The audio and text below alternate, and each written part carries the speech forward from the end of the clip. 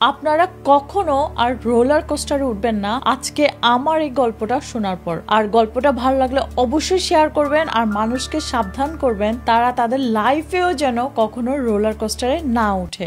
আজকের এই রোলার কোস্টারের ঘটনাটা ঘটেছিল আমেরিকাতে। সুপারম্যান রাইড নামে একটা রোলার কোস্টার যেটা খুলেছিল 2000-এ, আর এটা ছিল আমেরিকার একটা অ্যামিউজমেন্ট পার্কে যেটা ছিল বস্টনের কাছাকাছি। আর ওই অ্যামিউজমেন্ট পার্কের নাম ছিল সিক্স ফ্ল্যাগস। স্প্রিংফিল্ড বস্টনের ওই জায়গাটা আসলেই অনেক সুন্দর, যার কারণে ওখানে একটা অ্যামিউজমেন্ট পার্কও করা হয়েছিল। জাস্ট একটা সাইড নোট, ওই সিক্স ফ্ল্যাগস অ্যামিউজমেন্ট পার্কের ফ্র্যাঞ্চাইজ আছে পুরো পৃথিবীতে 31।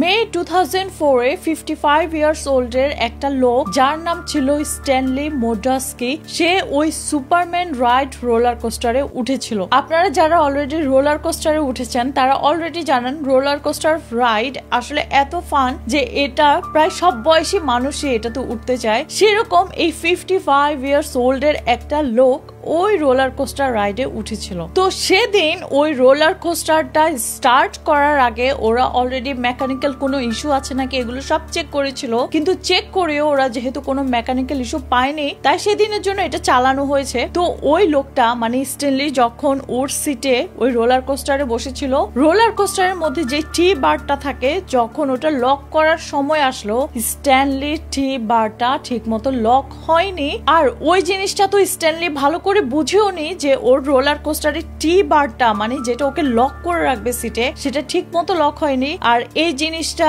ওই সময় যে কাজ করছিল ওখানে সেও চেক করেনি। তো ওই সুপারম্যান রাইডার রোলার কোস্টারের ট্র্যাকটা এরকম ছিল, নিচ থেকে আস্তে আস্তে উপরে উঠছে, আর যখনই রোলার কোস্টারটা এরকম গিয়ে আপসাইড ডাউন হয়েছে তখনই স্ট্যানলি সরাসরি ধুম করে মাটিতে পড়ে গিয়েছিল আর সাথে সাথে সে তখনই মারা গিয়েছিল। যে সময় ওই রোলার কোস্টারটা একদম আপসাইড ডাউন ছিল তখন অলরেডি অনেকে দেখেছিল স্ট্যানলির যে টি বারটা ওইটা লুজ ছিল, যার কারণে সে পড়ে যাচ্ছিল। আর পড়ে যাওয়ার সময় একজন কিন্তু ওকে গ্র্যাব করার ট্রাই করেছিল, ধরে রাখতে ট্রাই করেছিল, কিন্তু পারেনি। স্ট্যানলি তো পড়ে গিয়েছে আর মারা গিয়েছে। তো পরে ওই স্পটে পুলিশ আসার পর যখন সবকিছু টেকনিক্যাল ইস্যু চেক করলো তখন ওরা বলেছিল যদি ওখানে কর্মরত যে স্টাফটা ছিল সে যদি কেয়ারফুলি সবগুলো চেক করতো তাহলে সে তখনই নোটিস করতো স্ট্যানলির সিটের টি বারটা ঠিক মতো লক হয়নি। তো এই ঘটনাকে ঘিরে একটা রিপোর্ট করা হয়েছিল ওই সুপারম্যান রাইড রোলার কোস্টার নিয়ে।